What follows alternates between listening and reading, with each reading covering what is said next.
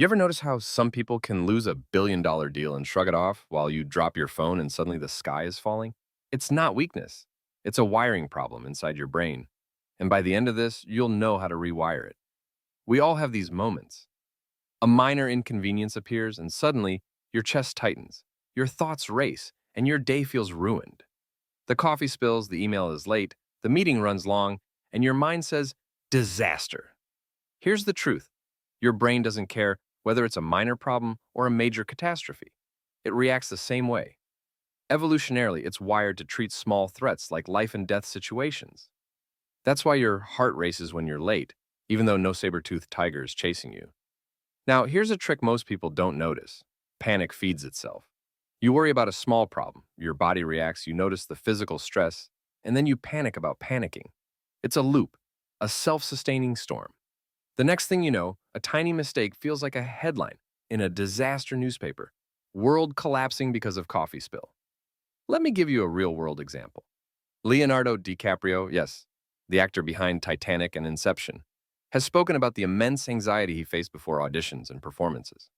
One small misstep could trigger hours of panic, but he learned a mental trick. Focus intensely on the task at hand and ignore the noise of imagined consequences.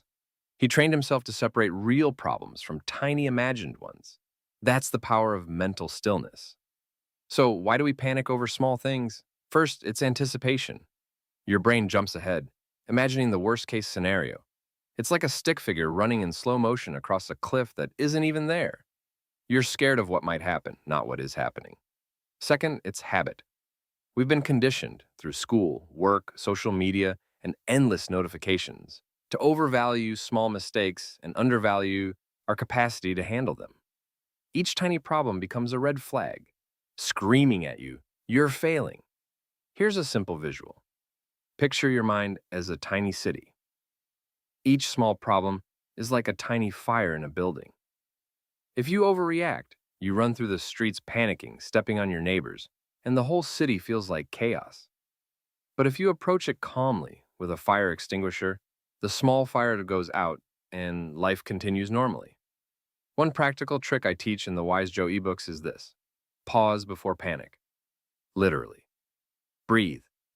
Count to 5. Ask yourself, is this truly a disaster or is my brain tricking me? You'd be shocked how often your mind is overreacting. Another trick is writing it down. Not just making a mental note, but putting it on paper. Why? Because once the tiny problem is outside your head, it stops bouncing around like a stick figure on a trampoline. You can see it clearly, evaluate it logically, and decide what to do. Often the solution is simple, or even better, unnecessary. Here's another insight. Small problems feel big because we over-identify with them. We say things like, this email ruined my whole day, or if I fail at this, I'm a failure. That's a mental trap. You are not your mistakes. You are the observer of your mistakes. Separating yourself from the event shrinks the panic instantly. Humor also works wonders. You might notice international humor often shows people overreacting ridiculously to small problems. Someone slipping on a banana peel, a tiny misunderstanding blown out of proportion. Laughing at the absurdity of our reactions rewires the brain. It says, this is funny, not fatal. Let's get practical. Step 1. Spot the panic before it grows. When your heart races over a minor problem, notice it. Don't resist it, just observe. That awareness alone reduces its power. Step 2. Ask the scaling question. How big is this really on a scale from 1 to 10? Often, what felt like an 8 or 9 in your head is actually a 2 or 3. This keeps you grounded in reality. Step 3. Take micro actions. Instead of obsessing, do one small thing to solve the problem. Did you spill coffee? Wipe it. Forgot an email? Send it. Tiny steps break the cycle of panic. Step 4. Train your mind with stillness. Mental stillness is like a muscle. The more you practice, the stronger it gets. Meditation, short walks, journaling, or even mindful breathing while brushing your teeth can teach your brain not every problem is a cliffhanger.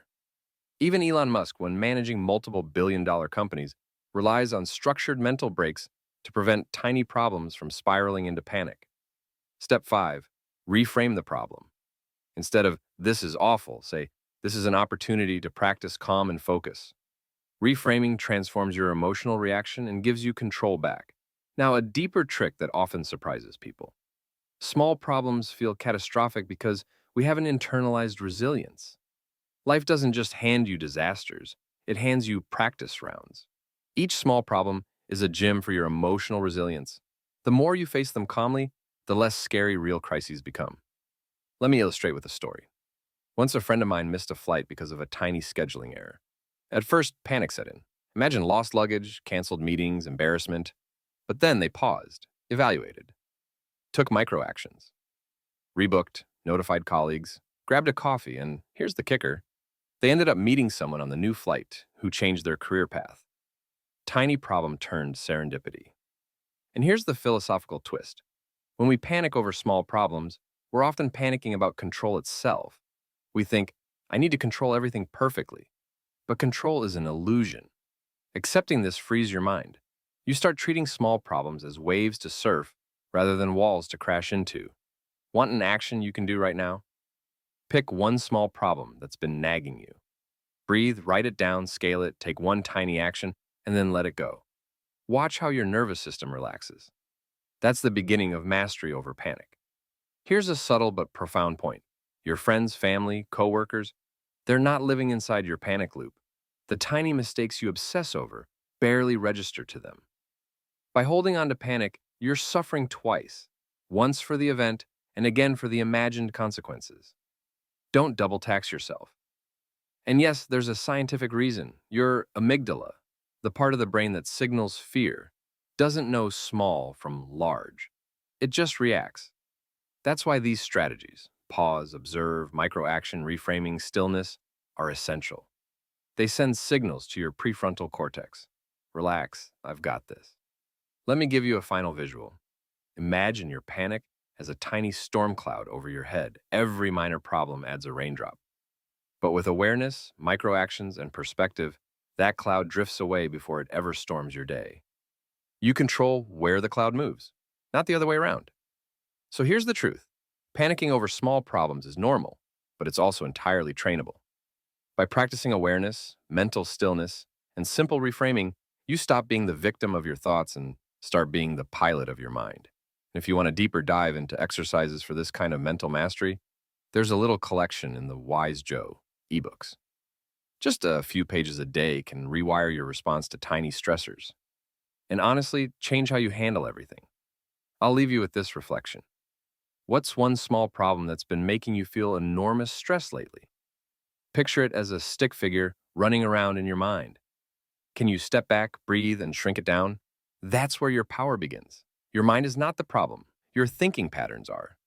And those patterns can be trained, adjusted, and optimized. You can go from panicking over spilled coffee to handling a real crisis with calm focus. So next time a small problem appears, pause, breathe, observe, scale, act, laugh, and then watch your mind say, not today, tiny storm.